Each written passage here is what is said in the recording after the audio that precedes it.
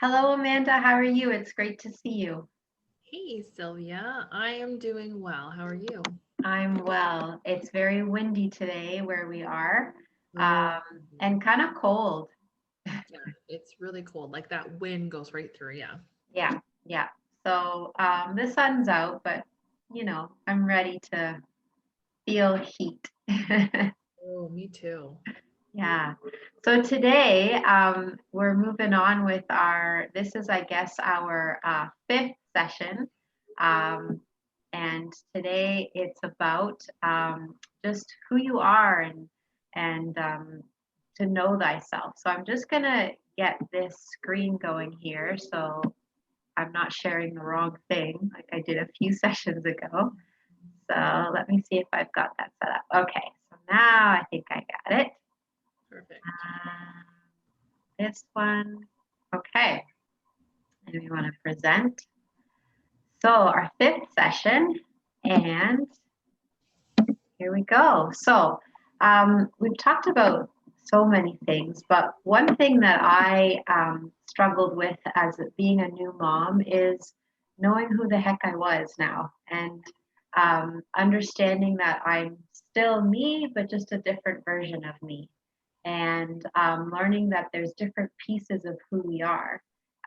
Especially as a mom, we're finding out what our discipline style is like. We're finding out how we love our child. They're teaching us how they want to be loved. We're finding out what kind of wife or partner or significant other we are. We're kind of redefining what our friendships are like too. And then if we decided to go back to work, what that looks like as being as a mom. So finding these different pieces of identity. Um, we can consider what our self concept is like and what our self continuity is like. And we'll talk a bit about what those are. So, for you, Amanda, I'm wondering what that kind of looked like for you after the first year and maybe what it's even looking like now. Yeah. I think with my son, it was worse than so when I was a first time mom. And I just, I don't know really what I thought. I think you're just maybe more naive before you become a Mm, mom. And you think I won't be sleeping. I won't, see my friends as often. And whatever. But I do remember like sitting on my hallway floor, mm, just wanting to go to Tim Hortons. mm, It was incredibly difficult. All of a sudden, yeah, it was like, I can't just get up and go. Like, because I wanted a coffee so bad that it was his feed time. yeah. I was risking a screaming baby in the car. I just remember thinking, like, I don't know who I am anymore because I can't just get up and go. And it hit me that this person needs me all the time. So I'm not the same person. I am this person's mom. But I did all over a coffee. I just realized I don't really know who I Yeah, am and what I like and how I'm going to live my life now because it revolved around this little person.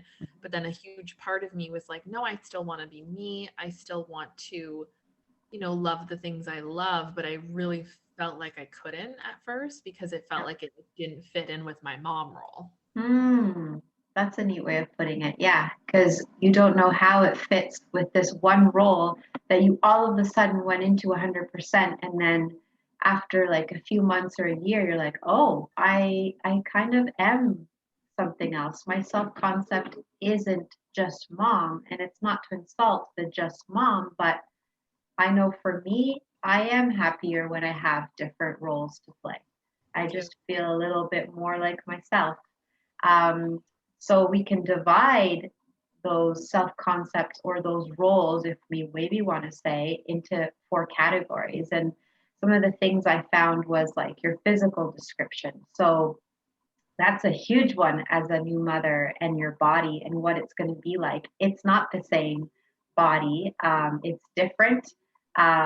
It's a tired body, it's a body that feels some pain and discomfort, but we don't even have to stay there. We can do that self care and make our bodies anew healthy.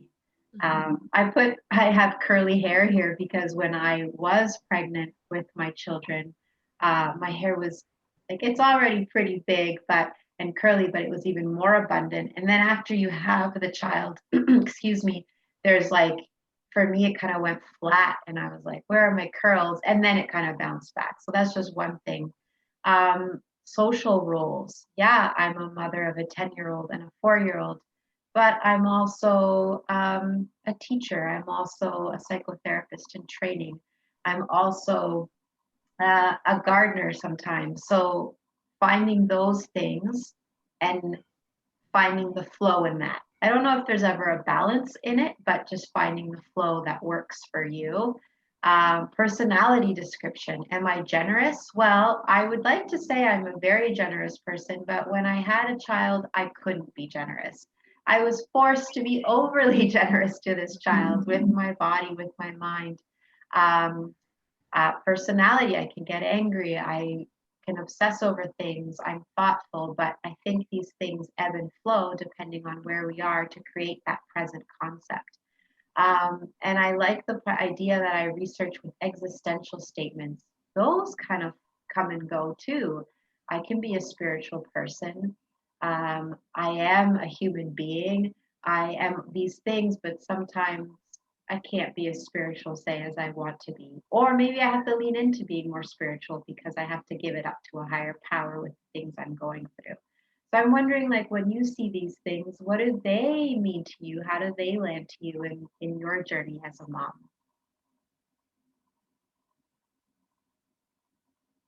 Oh, I think you cut out, so we'll wait. Oh, there you go. I had lost you. I was like, I could see you speaking and moving. Oh, okay, okay. I didn't hear you. So sorry. Can you Okay. just repeat what you said? Yeah, like how these roles land with you and what they mean to you as a mom. Yeah. So the physical description um, was really big for me because you struggle so much with, I know a lot of moms, I shouldn't speak for every mom, but a lot of moms do struggle with like their new body. Mhm. And I think you have this envisionment of I'm gonna like walk out in my pre-pregnancy jeans. So I had to like get used to this new person that I was with this like, you know, quote unquote new body. And all of a sudden, like clothes that I had before, even if they fit, I just didn't really like the way they fit anymore. You know, I wanted things tighter in different areas or looser, you know, like, so that was different. Like I remember being like, oh my gosh, like I can't even wear, I was so excited to not wear pregnancy clothes anymore. But then I just felt like, well, now I need to buy in a whole new wardrobe because I don't even know this stuff. But I Yeah. didn't really know what my style was because I didn't really know what I liked on my new body yet. Mhm. And then the social roles were huge for me too, because I had a really hard time at acknowledging that I was somebody separate than just a mom. Yeah. And part of me struggled with guilt with that. Like when I went back to work, I was so happy to be at. Oh, hold on. You cut out. We'll wait.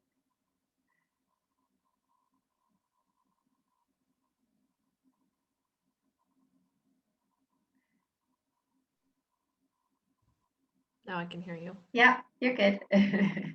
Um, I felt like I had a purpose again. And at first I felt like that was such a awful thing to say, but like Mhm. for me, like being a stay-at-home mom wasn't fulfilling to me. I have a career that's really important to me, and it took me a minute to realize those are things are important and they're okay if they're important. It's okay if I'm not just mom or I don't want to be just mom. And if you want to be just mom, then that's okay too. The personality I struggled with too, because I felt like I changed so much. I became this person who was impatient, Yeah. angry, and really short tempered. And I guess I was like, you struggle with like, this person needs me all the time when I just want to go get a coffee. Absolutely. Yeah. Yeah. And I liked what you said about generous because I agree. I also think I'm a generous person. But at first I was like, oh my God, I have to do everything for this person. Yeah. Different level of generosity, eh? Yeah. When you're like, I would like to, you know, I would love to bring you for lunch, but like see my friend so I can like, see my friend and have lunch with my friend, but also bring you for the party. And it's just like, but it doesn't always work out that way because you Yeah. have to focus on one task at a time as opposed to, being overly generous. Yeah. Yeah. Yeah. Yeah. Yeah. I, when you look at the generosity part and who I am, that one was really hard for me because I really do love to give my time to friends and coworkers and my job, but then it kind of is cushioned by the existential statement in that, who am I now? I don't know who I am. Like, I have to know who I am, but I don't. So it's always such a good question to ask yourself, like, who am I in this season? What is my self concept? What am I reinventing about myself that feels good today, feels good presently? So I think that's an important question to ask new mothers, mothers who are pregnant. And even now, I think it's always such a great question to check in to see, who am I? Who am I right now? Because we change, and that's a good thing. That's a really good thing. Um, we know when I was researching this stuff, I was like, oh, well, what is self continuity versus self concept? Is it not the same thing? Um, in reading these and rereading these slides, the self concept, I think, is more of like the everyday, who you are presently, where self continuity is like who you have been or where you want to go. I don't know if I'm making sense that way, but I see it more as like, if I look at my life, what was the continuity of it? Where self concept is almost creating the self continuity. Um, and I struggled with self continuity in redefining my present self concept. Mm-hmm. I hope that makes sense. Yeah, it Because does. because a child, we're being honest here, and I do like how you said before, I don't want to be just a mom, but we also want to preface that by saying it's not that we're saying it in an insulting way. It's just, for me, and sounds like you, we like to enjoy other things too to make us that really good mom. So in saying that, I struggled with my maternity leave year because I'm like, well, I have all these plans I want to do, and I want to go back to school, and I want to try this, and I want to try that to fulfill that self continuity. But what I wasn't understanding was that I just needed to accept where I was for my self concept, because being a mother is now part of this self continuity. I don't know if I'm making sense, but what are you taking from it? You make a lot of sense, and I can relate because I think you want to. I feel like I'm very similar to you, and I wanted to accomplish like X, Y, and Z. Yeah, yeah. Thought I could do this during mat leave, and end it kind of because I think we kind of all go into mat leave thinking it's a bit of a vacation, Yes. like time off. Like I don't. Again, my gosh, how naive I am, but Yeah. I think you think, well, when the baby naps, I'm gonna do this. Yes. I'll be able to do this. And I had all these goals, and I am just entering these goals now. This is 4 years later, but you really do have to kind of enjoy the moment. As cheesy as it sounds, you kind of just have to enjoy where you're at and get to the point. Like you'll get back to who you are. It takes a little bit longer once you throw some kids in the mix, but you do get there. And it's okay if you're like, I really don't like where I'm at right now. I wish I could be here. Mm. When you say that, I hear the word patience, and I also hear the word panic, Yes. because I think I panicked when I was in those moments Yeah, me saying, too. is this it? Because I don't want to not sleep. I don't want to have like milk coming out of my breasts every second of the day. And I don't want to feel so much back pain. Yeah, agreed. I can remember like stressing over nighttime, like being stressed about Yeah. like, oh, it's going to happen again. It's going to be this way forever. And it's not, but it really does feel that way. Even if you're talking about how you feel like your life is on hold or something. It really does Yeah. feel like you're Yes. sitting forever, but it's Yeah. It kind of also revolves back to the fact of being responsible for yourself. Mhm. So responsible for sometimes accepting that this is where you're at and that this is a huge role and huge transition. I would say, no, I will say that it is the hardest job. Mhm. For me, for me, Sylvia, it is the hardest job to be a mom. It takes so much patience. It takes a lot of perseverance. It takes energy. Um, it is frustrating. It is challenging. And yet, it is now when I'm learning to advocate for what I need and be responsible for my needs.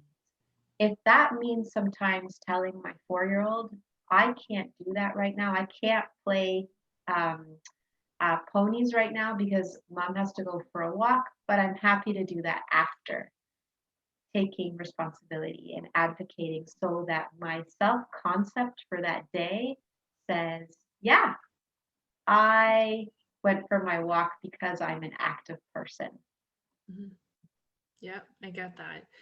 And it's important, I think, for us to do that. And it's important to not feel the guilt of that because I really struggled with Mhm. playing with my kids. I felt like I would do all of these things with them and then I wouldn't get what I needed done. And then I would be doing it until all hours of the night and then not get a good night's sleep. And then, like, the next day I'd be real short with them because I didn't get Ah, a good night's sleep and I didn't want to play with them, but I was like afraid to say,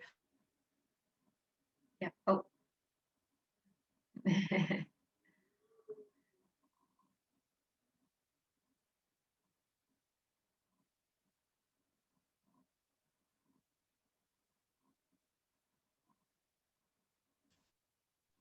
think I hear you now. yay, Yeah. we were doing so well. It's okay. No, I just like what you said, like the no, not right now. Like you're not a bad mom if you don't really want to play with your child in that moment because you need to get something else done. And it's crazy when you say it to them and they go, oh, okay. And then it's like their world didn't end like you think it might have. Yeah, I know, right? Yeah. Yeah. I think it also creates trust for them too, because you're advocating for what you want. And it also teaches you as a mother to follow through, which is something, I mean, I think I've always been pretty good with follow through, but as a mom, it's easy not to because you're like, well, if they don't notice, then maybe I can just sit on the couch for a second Oh, or, so you're creating this different version of yourself for those kids. But they're also feeling like, oh, you know what? I can trust my mom, and it's okay that she goes for a walk or does yeah. whatever. And I think it's really important to teach your children that like their mom cares about herself. Mhm. Such a good thing for your children to see. That's my hope all the time is that like I'm role modeling for them that they should take care of themselves too as they get older. Yeah, yeah. Um, One thing that has helped me as a mother is acceptance and commitment therapy. And um, it's saying, like, I accept that this moment might suck right now. I accept that breastfeeding is hard. I'm accepting that I'm really tired and I'm accepting that I'm going to put some things on hold, but I'm still choosing to look at what I'm learning. And I'm also looking at just knowing that I will get back to the things I want, I'm committed to, which align to my values. I think sometimes when we look at the pain we're going through and we're resisting it, like, no, I'm still going to go through and do that course in month 4 of being postpartum, or I refuse to accept that my child's going to wake up in 2 hours. When we resist it and we feel that pain, we suffer more. And it's Mhm. something really, really powerful and transformative when we accept that something is the way it is. It's not saying that we're approving it, it's saying this is where I'm at, and I'm acknowledging that there's something that I need to learn. because once we do that, there's this relief. We're not controlling, we're relinquishing to what has to naturally happen. And we align it still with our goals, but it doesn't mean we're never not going to get there. Agreed. I love that. I love this slide because I remember like the first time when I started to accept things, it is powerful. It's very moving. It's sucky. Yeah. Yeah. Like, I remember the first time Connor got sick and he had like 105 fever and I couldn't go to work and my husband was already at work and I was getting really overwhelmed with how high his fever was.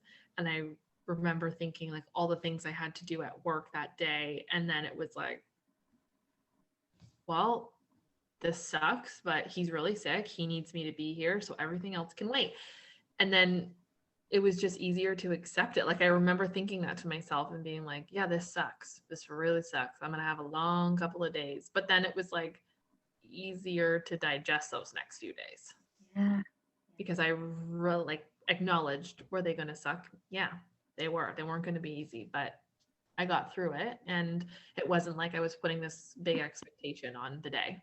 Yeah. It also, I think, just shows how able you can be as a mom, and that the expectations that are thrown at us when we first get into this role are really not what they have to be. It's like your life by design, mothering by design, and child by design for what you value, for what you want to commit to. And it makes you more resilient. You see, like, oh, I don't have to do things this way. I can accept that. I like how you said it's sucky. It's this is how it is, but I have other things and other pieces of me that are really important to follow through, and I will get there. And if you want to get there, you most certainly will get there. Absolutely. Yeah. Thank you so much, Amanda, for this chat. It's always a pleasure once I get into it and start talking and listening to you. I learn more, I'm more reassured, I'm very validated in it. And hopefully, whoever's listening will find some value in this too. I really hope so. I think. Oh, you froze. Hold on. We were almost there. Hold on.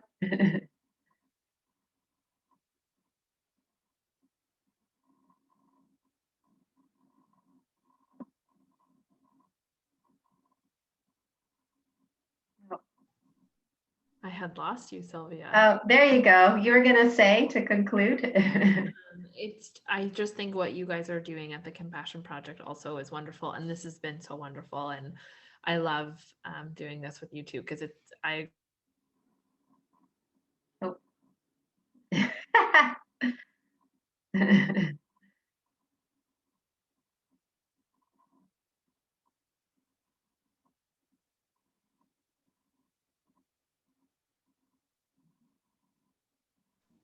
You're back. just when you want to wrap it up, right? Mm-hmm. No, I really enjoy this. I feel seen and heard as a mom too. And then, it's really nice. Yeah. Well, thank you so much for your time. And yeah, if you don't mind, we have one more to do. Thanks, Amanda. No problem. Bye, Sylvia.